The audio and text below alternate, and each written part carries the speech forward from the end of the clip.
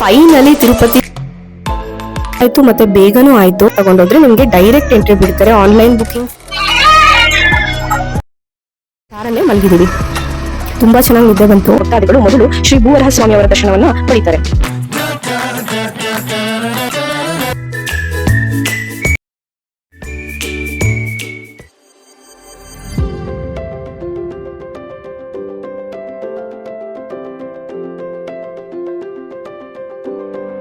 Hello, ಎಲ್ಲರೂ ಹೇಗಿದ್ದೀರಾ?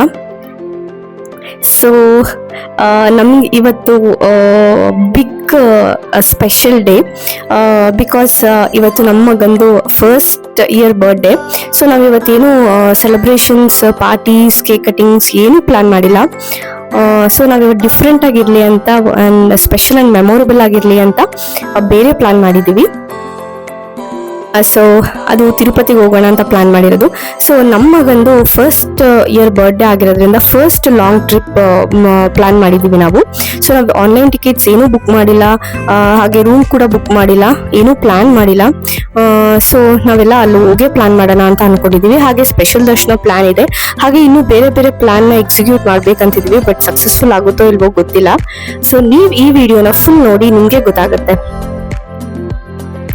So ನಮ್ಮ ಕಾರ್ ಬೂಟ್ ಸ್ಪೇಸ್ ತುಂಬಾ ದೊಡ್ಡದಾಗಿರೋದ್ರಿಂದ ನಾವು ಫುಲ್ ಲಗೇಜ್ ತಗೊಂಡಿದ್ದೀವಿ. ನಾನು ಆಗ್ಲೇ ಹೇಳ್ದಂಗೆ ರೂಮ್ ಬುಕ್ ಮಾಡಿಲ್ಲ. ಸೊ ನಾವು ಬ್ಲಾಂಕೆಟ್ಸ್ ಅಂಡ್ ಪಿಲ್ಲೋಸ್ ಕೂಡ ತಗೊಂಡಿದ್ದೀವಿ.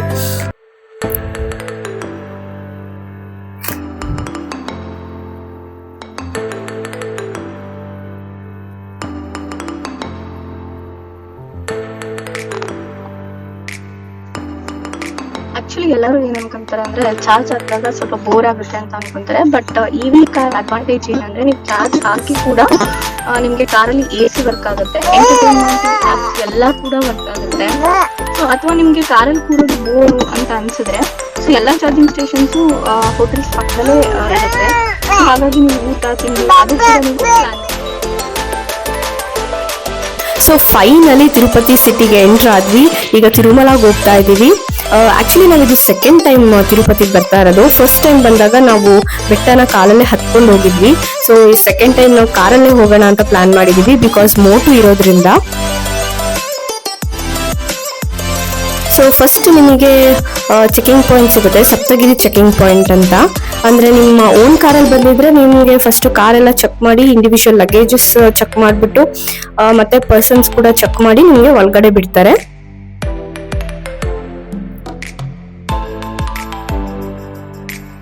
ನಾವೀಗ ಹತ್ತುತ್ತಾ ಇರೋದು ಶೇಷಾಚಲಂ ಬೆಟ್ಟವನ್ನ. ಇಲ್ಲಿ 7 ಬೆಟ್ಟಗಳಿದಾವೆ.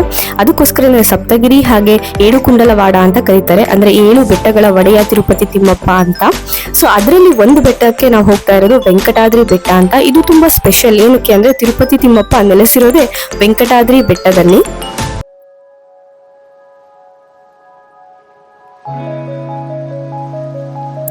ಸೊ ನಾವು ಒಳಗಡೆ ಹೋಗಿ ದರ್ಶನ ಮುಗಿಸ್ಕೊಂಡ್ ಬಂದ್ವಿ. ದರ್ಶನ ತುಂಬಾ ಚೆನ್ನಾಗಾಯ್ತು, ಈಸಿ ಆಗಾಯ್ತು ಮತ್ತೆ ಬೇಗನೂ ಆಯ್ತು. ಏನಕ್ಕೆ ಅಂದ್ರೆ ನಾವು ಹೋಗಿರುವಂತಹ ದರ್ಶನ ಸುಪಥಂ ದರ್ಶನ ಅಂತ. ಸೊ ಇಲ್ಲೇ ನಿಮ್ಮ ದೇವಸ್ಥಾನದ ರೈಟ್ ಸೈಡ್ಗೆ ಈ ಸುಪಥಂ ಎಂಟ್ರಿ ಇರುತ್ತೆ. ಅಂದ್ರೆ 1 ವರ್ಷದ ಮಗುವಿಗೆ ಅಥವಾ 1 ವರ್ಷದ ಒಳಗಿನ ಮಗುವಿಗೆ ಅದು ಮಗುವಿನ ಬರ್ತ್ ಸರ್ಟಿಫಿಕೇಟ್ ಮತ್ತೆ ತಾಯಿಯ ಆಧಾರ್ ಕಾರ್ಡ್ ತಗೊಂಡೋದ್ರೆ ನಿಮ್ಗೆ ಡೈರೆಕ್ಟ್ ಎಂಟ್ರಿ ಬಿಡ್ತಾರೆ. ಆನ್ಲೈನ್ ಬುಕಿಂಗ್ಸ್ ಏನೂ ಇಲ್ಲ, ಹಾಗೆ ಫೀಸ್ ಕೂಡ ಏನು ಕೂಡ ಚಾರ್ಜ್ ಮಾಡೋದಿಲ್ಲ.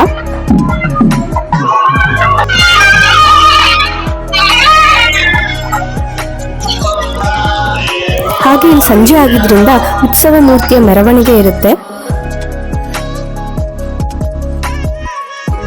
ನಾವು 3:30 ಆಗಿದ್ರಿಂದ ಅಲ್ಲಿ ಅನ್ನಪ್ರಸಾದ ಕೂಡ ನಮಗೆ ಸಿಕ್ತು.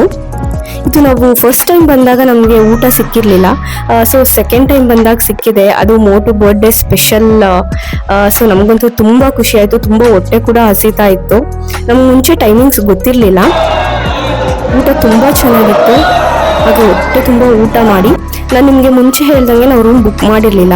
ಸೊ ಇಲ್ಲೇ ಮಲಗೋ ಪ್ಲಾನ್ ಇತ್ತು. ಸೊ ಬೆಟ್ಟದ ಮೇಲೆನೆ ನಾವು ದೇವಸ್ಥಾನದ ಪಕ್ಕದಲ್ಲೇನೆ ಕಾರ್ ಪಾರ್ಕ್ ಮಾಡಿಬಿಟ್ಟು ಕಾರ್ನ ಕ್ಯಾಂಪ್ ಮೋಡಿಗೆ ಆನ್ ಮಾಡಿಬಿಟ್ಟು ಕಾರಲ್ಲೇ ಮಲಗಿದ್ದೀವಿ. ತುಂಬಾ ಚೆನ್ನಾಗಿ ನಿದ್ದೆ ಬಂತು. ಸೊ ನಾವು ಬೆಳಿಗ್ಗೆ ಬೇಗ ಎದ್ದು ಫ್ರೆಶ್ ಅಪ್ ಆಗಿ ಶ್ರೀ ಭೂವರಹ ಸ್ವಾಮಿ ದೇವಸ್ಥಾನಕ್ಕೆ ಹೋದ್ವಿ. ಆಕ್ಚುಲಿ ತಿರುಪತಿ ತಿಮ್ಮಪ್ಪನ ದರ್ಶನ ಪಡೆಯೋದಕ್ಕೂ ಮುಂಚೆ ವರಹಸ್ವಾಮಿ ಅವರ ದರ್ಶನ ಪಡಿಬೇಕು. ಆದ್ರೆ ನಿನ್ನೆ ತುಂಬಾ ರಶ್ ಇದ್ರಿಂದ ನಮ್ಗೆ ಆಗಿರ್ಲಿಲ್ಲ. ಸೊ ಇವತ್ತು ಬಂದ್ವಿ. ವರಹ ಪುರಾಣದ ಪ್ರಕಾರ ಈ ಕ್ಷೇತ್ರ ಆದಿ ವರಹ ಕ್ಷೇತ್ರ ಆಗಿರುತ್ತೆ. ಅಂದ್ರೆ ವರಹಸ್ವಾಮಿ ಅವರು ಈ ಬೆಟ್ಟದ ಒಡೆಯ ಆಗಿರ್ತಾರೆ. ಹಾಗಾಗಿ ತಿರುಪತಿ ತಿಮ್ಮಪ್ಪನವರು ಈ ಜಾಗದಲ್ಲಿ ನೆಲೆಸೋದಕ್ಕೋಸ್ಕರ ವರಹಸ್ವಾಮಿ ಅವರ ಅನುಮತಿಯನ್ನ ಕೇಳಿದಾಗ ಅವರು ಒಂದು ಕಂಡೀಷನ್ ಹಾಕ್ತಾರೆ. ನಿಮ್ಮ ಭಕ್ತಾದಿಗಳು ಮೊದಲು ನನ್ನ ದರ್ಶನವನ್ನ ತಗೋಬೇಕು, ಅದಾದ ನಂತರ ನಿಮ್ಮ ದರ್ಶನವನ್ನ ತಗೋಬೇಕು ಅಂತ ಹೇಳಿರ್ತಾರೆ. ಹಾಗಾಗಿ ಈಗಲೂ ಕೂಡ ಭಕ್ತಾದಿಗಳು ಮೊದಲು ಶ್ರೀ ಭೂವರಹಸ್ವಾಮಿ ಅವರ ದರ್ಶನವನ್ನ ಪಡಿತಾರೆ. ನೆಕ್ಸ್ಟ್ ನಾವು ದರ್ಶನ ಮುಗಿಸ್ಕೊಂಡು ಸೀದಾ ಬ್ಯಾಂಗ್ಳೂರ್ಗೆ ಹೊರಟ್ವಿ. ಬೆಟ್ಟನ ಇಳಿತಾ ಇದ್ದೀವಿ. ತುಂಬಾ ಚೆನ್ನಾಗಿದೆ ವ್ಯೂ.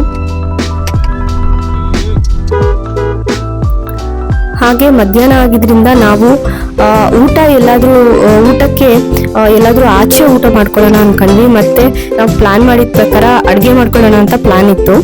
ಸೊ ಇಲ್ಲಿ ನೋಡಿ, ಇದು ಬೋಟಿಗೆ ಸರಿ ಮಾಡಕ್ಕಂತ ಆರ್ಡರ್ ಮಾಡಿದ್ವಿ. ಚಿಕ್ಕ ಸ್ಟವ್, ನಾವು ಟ್ರಾವೆಲ್ ಜಾಸ್ತಿ ಮಾಡ್ತೀವಿ ಅಂತ ಆರ್ಡರ್ ಮಾಡಿದ್ವಿ. ಆಕ್ಚುಲಿ ಇದು ಪ್ಲಾನ್ ವರ್ಕ್ ಆಗುತ್ತೋ ಇಲ್ಲೋ ಗೊತ್ತಿಲ್ಲ, ಬಟ್ ಟ್ರೈ ಮಾಡೋಣ ಅಂತ ನಾವು ಅಡ್ಗೆನ ಇದ್ರಲ್ಲೇ ಮಾಡ್ಕೊಳ್ಳೋಣ ಅಂತ ಪ್ಲಾನ್ ಮಾಡಿದ್ವಿ. ಇನ್ ಕೇಸ್ ವರ್ಕ್ ಆಗ್ಲಿಲ್ಲ ಅಂದ್ರೆ ಆಚೆ ಊಟ ಮಾಡ್ಕೊಳ್ಳೋಣ ಅಂತ ಕೂಡ ಅನ್ಕೊಂಡಿದ್ವಿ. ಇದರಲ್ಲಿ ಇವಾಗ ಕುಕ್ಕರ್ ಇಡ್ತಾ ಇದ್ದೀನಿ ಅನ್ನ ಮಾಡ್ಕೊಳ್ಳೋಕ್ಕೋಸ್ಕರ.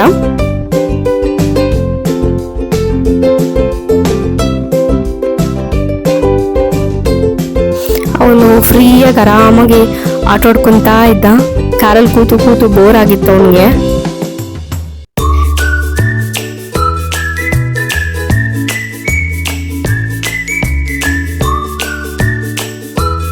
ಓಕೆ, ನಮ್ಮ ಪ್ಲಾನ್ ಸಕ್ಸಸ್ ಆಯಿತು. ಅನ್ನ ಆಗಿದೆ, ಬಟ್ ನಾನು ಗೊಜ್ಜು ಮನೆಯಲ್ಲೇ ಮಾಡ್ಕೊಂಡು ಬಂದಿದ್ದೆ.